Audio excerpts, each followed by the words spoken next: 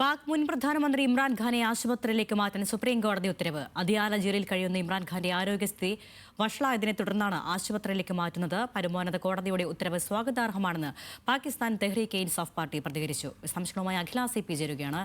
International ഡെസ്കിൽ നിന്നും അഖില, ഈ ഇമ്രാൻഖാന്റെ ആരോഗ്യനില അതീവ ഗുരുതരമായിരുന്ന വലിയ ആശങ്ക ഇക്കാര്യത്തിൽ പാർട്ടി നേതൃത്വം തന്നെ പങ്കുവച്ചിരുന്നു. എന്തായാലും ഇപ്പോൾ ആശുപത്രി മാറ്റാനുള്ള ഒരു തീരുമാനത്തിൽ പാർട്ടി ഒരു ആശ്വാസം ആയ തീരുമാനം ഉണ്ടായിരിക്കുകയാണ്.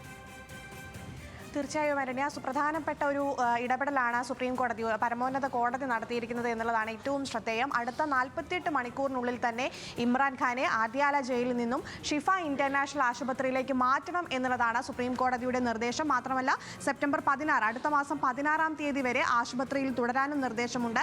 കുടുംബാംഗങ്ങൾക്കും വക്കീലിനും ഈ ഇമ്രാൻഖാനെ ആഴ്ചയിൽ ഒരിക്കൽ കാണാനുള്ള അനുമതിയും സുപ്രീം കോടതി നൽകിയിട്ടുണ്ട്. മാത്രമല്ല, ഇദ്ദേഹത്തിനായി പ്രത്യേകം മെഡിക്കൽ ബോർഡ് രൂപീകരിക്കാനും ഇദ്ദേഹത്തിന്റെ സഹോദരി, ഡോക്ടറായിട്ടുള്ള സഹോദരിയെ ഈ മെഡിക്കൽ ബോർഡിൽ ഉൾപ്പെടുത്താനുമുള്ള ഒരു തീരുമാനം കൂടി ഈ സുപ്രീം കോടതിയുടെ ഉത്തരവിലുണ്ട് എന്നുള്ളതാണ് ഏറ്റവും ശ്രദ്ധേയമായ കാര്യം. മാത്രമല്ല, ഈ ഇദ്ദേഹത്തിന്റെ ആരോഗ്യപരമായ ബന്ധപ്പെട്ടിട്ടുള്ള കാര്യങ്ങൾ, റിപ്പോർട്ട്, അതായത് മെഡിക്കൽ റിപ്പോർട്ട് മാധ്യമങ്ങളുമായി പങ്കുവെക്കരുത് എന്നുള്ളൊരു കർശന നിർദ്ദേശം കൂടി സുപ്രീം കോടതി പുറപ്പെടുവിപ്പിച്ചിട്ടുണ്ട് എന്നുള്ളതാണ് ഏറ്റവും പ്രധാനപ്പെട്ട കാര്യം. അതുകൊണ്ട് തന്നെ വലിയൊരു ആശ്വാസപരമായിട്ടുള്ള ഒരു ഉത്തരവാണ് സുപ്രീം കോടതിയുടെ ഭാഗത്തു നിന്നുണ്ടായിട്ടുള്ളത്. നമുക്കറിയാം, 2022 മുതൽ 2022 അധികാരത്തിൽ നിന്ന് പുറത്താക്കിയതിനു ശേഷം 2023 മുതൽ വിവിധ കേസുകളിൽപ്പെട്ട ജയിലിലാണ് ഇമ്രാൻഖാൻ. അദ്ദേഹത്തിന്റെ ഒരു ഘട്ടത്തിൽ മരണം വരെ സംഭവിച്ചു എന്നുള്ള അഭ്യൂഹങ്ങൾ പരന്നിരുന്നു. അപ്പോൾ വലത് കണ്ണിന് കാഴ്ച നഷ്ടപ്പെട്ടു എന്നുള്ള റിപ്പോർട്ടുകളും വരുന്നുണ്ട്. അപ്പോൾ ഈ മാനസികപരമായും ശാരീരികപരമായും ഒട്ടേറെ അവശതകൾ ഇമ്രാൻഖാൻ ജയിലിനുള്ളിൽ നേരിടുന്നുണ്ട് എന്നുള്ളത് മകനും പാർട്ടിയും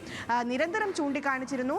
അപ്പോഴെല്ലാം ഈ അധികൃതർ ഇതുമായി ബന്ധപ്പെട്ട് യാതൊരു നടപടിയും സ്വീകരിച്ചിരുന്നില്ല. വക്കീലിനോ കുടുംബത്തിനോ ഡോക്ടർമാർക്കോ കുടുംബ ഡോക്ടർമാർക്കോ ഇദ്ദേഹത്തെ കാണാനുള്ള അനുമതി നൽകിയിരുന്നില്ല എന്നുള്ളതാണ് ശ്രദ്ധേയമായ കാര്യം. പക്ഷേ ഇതുമായി ബന്ധപ്പെട്ട് ഇപ്പോൾ ആരോഗ്യം വളരെയധികം വഷളായതിനെ തുടർന്നാണ് ഈ ഒരു സ്വകാര്യ ആശുപത്രിയിലേക്ക് മാറ്റാനുള്ള ഒരു നിർദ്ദേശം ഉണ്ടായിട്ടുള്ളത്. കുടുംബത്തിൻ്റെയും പാർട്ടിയുടെയും നിരന്തര സമ്മർദ്ദങ്ങൾക്കൊടുവിലാണ് ഇപ്പോൾ ഇത്തരത്തിലുള്ള ഒരു തീരുമാനം ഉണ്ടായിരിക്കുന്നത്. എന്തായാലും സെപ്റ്റംബർ 16 വരെ ഇദ്ദേഹത്തെ ആശുപത്രിയിൽ